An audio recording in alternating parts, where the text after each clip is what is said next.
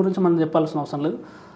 కుప్పం మీద ఎంత ఫోకస్ పెట్టినా ఇక్కడ కుప్పంలో ఎవరెవరు పోటీ చేస్తున్నారని అంటే నారా చంద్రబాబు నాయుడు తెలుగుదేశం పార్టీ నుంచి, భరత్ వైఎస్ఆర్సీపీ నుంచి. భరత్ మీద చాలా ఫోకస్ పెట్టి జగన్ భరత్ను ఒక శిల్పం చేసినట్టు తయారు చేసిండు. ఒక పెద్ద లీడర్గా ఆయనకి చాలా పుష్ ఇచ్చిండు. ఎట్లనే చేసి చంద్రబాబు నాయుడు మనం ఓడించాలనే కాన్సెప్ట్ తోటి వైనాట్ 175 అనే ఆలోచన రావడానికి అదే వైనాట్ 175 అనే ఒక అది రావడానికి కూడా మెయిన్ రీజన్ కుప్పాన్ని కూడా వాళ్ళు టార్గెట్ పెట్టుకొని ఈసారి ఎట్లనే వేసి మనం ఓడించాలి అని చెప్పేసి దాన్ని మున్సిపాలిటీ చేయడము, అక్కడ కొన్ని పనులు చేయడము, అభివృద్ధి పనులు చేయడము, ప్రజలకు అక్కడ ఏది కావాలంటే అది ఇవ్వడము, పార్టీ చూడకుండా అందరికీ ప్రభుత్వ పథకాలు అన్నీ అందజేయడము. అని అడిగితే చాలు, ఈ సమస్య ఉందని తెలిస్తే చాలు, సమస్య తెలిసినాక ఒక హాఫ్ అన్ అవర్ 1 అవర్లో సమస్యలు పరిష్కరించడము, 24 అవర్స్ ప్రజలకు అవైలబుల్ ఉండడము, ఇలాంటివన్నీ చేసినా కూడా కుప్పం అనేది ఒక మాజీ ముఖ్యమంత్రి చంద్రబాబు నాయుడు ప్రస్తుతం ముఖ్యమంత్రి అభ్యర్థి ఉన్నారు కాబట్టి ఆ నియోజకవర్గ ప్రజలకి మొదటి నుంచి చంద్రబాబుకి ఓటేస్తున్న నియోజకవర్గం కాబట్టి ఈసారి కూడా అక్కడ మళ్ళీ చంద్రబాబు నాయుడికి ప్రజలు పట్టం కట్టే అవకాశాలు ఉన్నాయి. జగన్ ఎంత చేసినా కూడా అది వర్కౌట్ కాకపోయచ్చు. అంటే కొన్ని ప్రాంతాలు ఉంటాయి, ఎంత చేసినా కూడా మనం ఎంత చేసినా కూడా అది అక్కడ వాళ్ళే గెలుస్తారు అనే సీట్లు కొన్ని ఉంటాయి. అక్కడ మళ్ళీ ఈసారి చంద్రబాబు నాయుడు గారే జెండా ఎగరేసే అవకాశాలు కనబడుతున్నాయి. తర్వాత పొంగనూరు నుంచి చల్ల రామచంద్రారెడ్డి, వైఎస్ఆర్సీపీ నుంచి పెద్దిరెడ్డి రామచంద్రారెడ్డి పోటీ చేస్తున్నారు. పొంగనూరు ఆల్రెడీ మనం చెప్పుకున్నాం, అక్కడ అంత బలమైన వ్యక్తిని ఢీకొట్టే శక్తి లేదు. ఆ శక్తిని ఢీకొట్టే ఇంకో శక్తి అక్కడ లేదు. పొంగనూరు ఒక ప్రాంతీయ పార్టీగా చెప్పుకొస్తూ కష్టపడుతున్నటువంటి ఒక బీసీవై పార్టీకి సంబంధించిన ఒక యాదవ్ సామాజిక వర్గానికి చెందినటువంటి వ్యక్తి మరి ఇప్పుడు పార్టీ స్థాపించి అక్కడ పోటీలో ఉన్నారు, ఓడిస్తా అని చెప్పి రామచంద్ర యాదవ్. మరి ఆయన ఎఫెక్ట్ ఏమైనా ఉండబోతుందా మీరు చేసే సర్వేలో? అంటే రామచంద్ర యాదవ్ ఆయన ఏంటంటే సొంతంగా పార్టీ పెట్టి ఆయన అట్లా పోటీ చేయడం ద్వారా ఆయనకి అది కొంచెం మైనస్ అయ్యే అవకాశం కనబడుతుంది. ఆయన ఒక పేరు మోసిన పార్టీ, అక్కడ ఆయన ఇన్ కేస్ అట్లాగే జనసేన, ఆయన మాజీ జనసేన నాయకుడు, అట్లాగే జనసేనలో ఉంటే పార్టీ పెట్టకుండా అలయన్స్ల టికెట్ జనసేన నుంచి వచ్చేది, స్థానికుడు అవ్వడము, రెండవది బలమైన చాలా ఆస్తిపాస్తులు ఉండడము, ఆర్థికంగా బలంగా ఉండడము, తర్వాత ఒక పెద్ద సపోర్టు చంద్రబాబు నాయుడు లాంటి ఒక పెద్ద వ్యక్తి సపోర్ట్ ఆయనకి ఎన్నుకుంటే ఇప్పుడు ఆయన మీద చాలా దాడులు జరిగినాయి. మొన్న కూడా ఎలక్షన్ ప్రచారంలో దాదాపు ప్రతి గ్రామంలో ఆయన మీద దాడులు జరిగినాయి. సో అక్కడ ఏం జరుగుతుందంటే మనిషి స్ట్రాంగ్ కానీ బ్యాక్గ్రౌండ్ లేవు. ఆయన ఏంటంటే ప్రజలు నా బ్యాక్గ్రౌండ్ అని ముందుకెళ్తున్నాడు. ఆస్తిపాస్తులు ఉండొచ్చు, ఆర్థికంగా బలంగా ఉండొచ్చు, కానీ పోల్ మేనేజ్మెంట్ చేయడానికి మనకంటూ ఒక వ్యవస్థ కావాలి. పోల్ మేనేజ్మెంట్ చేయడానికి మనకంటూ వెనక ఒక శక్తి నిలబడాలి. ఇవాళ పోల్ మేనేజ్మెంట్ అనేది టీడీపీ అనే పార్టీకి చాలా బలంగా ఉంది. దానికి బాహాటంగా వితౌట్ నో కండిషన్స్ లేకుండా బయటకు వచ్చి సపోర్ట్ చేసే కార్యకర్తలు ఉన్నారు. సో అలాంటి కార్యకర్తలు ఆ పార్టీకి లేరు, ఆ వ్యక్తికి కూడా లేరు. సో అదొకటి. ఆయన వేస్తున్నది కొంత నెగిటివిటీ వచ్చినా కూడా ఆ పెద్దిరెడ్డి మీద కొంచెం వ్యతిరేకంగా మళ్ళినా కూడా అక్కడ ఉన్నటువంటి, కానీ అది గెలుపును ప్రభావితం చేసేంత పెద్దగా ఉండకపోవచ్చు అని నేను అనుకుంటున్నాను. సో మళ్ళీ అక్కడ మొదటి నుంచి పెద్దిరెడ్డి అడ్డా కాబట్టి పెద్దిరెడ్డి గెలిచే అవకాశం కనబడుతోంది. అనంతపూర్ జిల్లా ఎలా ఉండబోతుంది? ఏ పార్టీకి ఎన్ని సీట్లు రాబోతున్నాయి? ఏ అభ్యర్థులు వెళ్ళబోతున్నారు? అంటే అనంతపూర్ అనగానే మనకు ముందుగా గుర్తొచ్చే పేరు పరిటాల.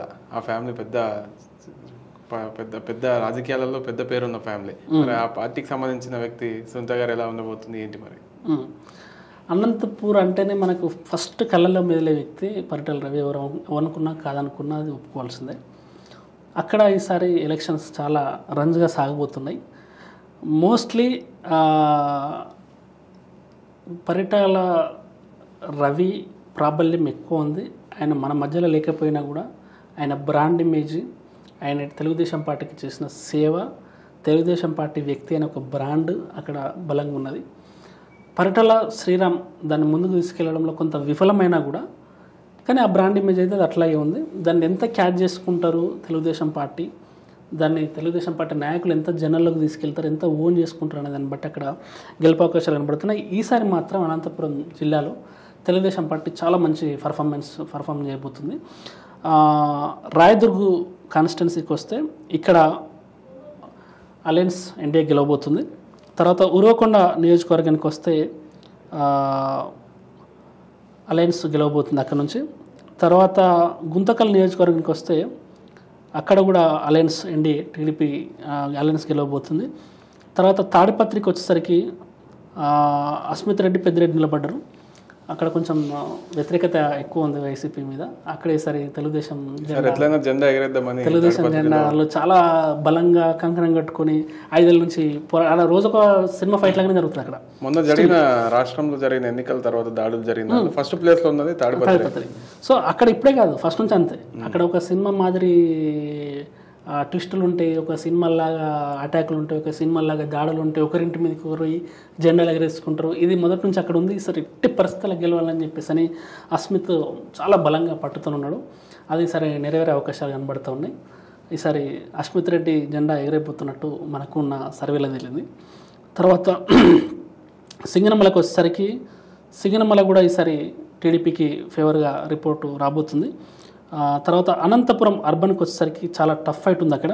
కానీ గ్రామాలతో పోల్చుకుంటే పట్టణాలలో టీడీపీ బలంగా ఉంది కాబట్టి అక్కడ అది కూడా లాస్ట్ చివరి నిమిషంలో టీడీపీ చేజిక్కించుకునే అవకాశాలు కనబడుతూ ఉన్నాయి. తర్వాత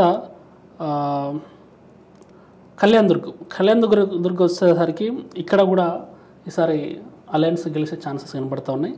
తర్వాత రాప్తాడుకి వచ్చేసరికి రాప్తాడులో సునీత పోటీ చేస్తున్నారు, ఇటు ప్రకాష్ రెడ్డి పోటీ చేస్తున్నారు. ఈసారి సునీతకే ఫేవర్గా వచ్చే అవకాశాలు కనబడుతున్నాయి. తెలుగుదేశం పార్టీ నుంచి సునీత ఈసారి గెలిచే ఛాన్సెస్ కనబడుతున్నాయి. తర్వాత సత్సాయి జిల్లాకు వచ్చేసరికి ఇక్కడ మడకశిర నుంచి ఎంఎస్ రాజు పోటీ చేస్తున్నారు, ఇది లక్కప్ప పోటీ చేస్తున్నారు. లక్కప్పకి మడకశిరలో చాలా మంచి పేరు. ఆయన మాజీ సర్పంచ్, ఉపాధి హామీ కూలీ ఆయన ఒకప్పుడు. సో స్టిల్ ఇప్పటికీ ఉపాధి హామీ పనులకు వెళ్తాడు ఆయన. అంటే అంత వ్యక్తికి పార్టీ టికెట్ ఇచ్చింది. సో అది చాలా ప్లస్ పాయింట్ అయింది. అక్కడ కొన్ని మధ్యలో టికెట్ విషయంలో తెలుగుదేశం పార్టీలో కొన్ని జరిగినా కూడా, వైసీపీలో కొన్ని జరిగినా కూడా లక్కప్ప క్యారెక్టర్ ఒకటి కామన్ మ్యాన్గా సింపుల్ కంప్లీట్గా ఆయన చూస్తే మనం లీడరా లేకపోతే ఈయన ఎట్లా ఏంది అసలు ఈయన సామాన్యుడా లీడరా అనే విధంగా ఆయన ప్రజెన్స్ అట్లా ఉంటుంది. అసలు ఏమాత్రం హంగులార్ బట్టలు లేకుండా కంప్లీట్గా జనంలో ఉంటాయి. ఆయన చూస్తే చాలా పరేషాన్ అనిపిస్తుంది, అంత సింప్లిసిటీ ఉన్న వ్యక్తి అయినా. సో అలాంటి ఒక సామాన్య ఉపాధి హామీ ఒక కూలీకి టికెట్ ఇచ్చారు, ఈయన మనం గెలిపించుకోవాలనే బలంగా జనాలకు ఉంది. ఈయన లక్కప్ప గెలవాలనే దానికన్నా లక్కప్పని గెలిపించుకోవాలని అక్కడ స్థానికంగా ఉన్న జనాలకు ఉంది. కాబట్టి అక్కడ ఈసారి లక్కప్ప గెలిచే అవకాశాలు కనబడుతున్నాయి. ఎంఎస్ రాజు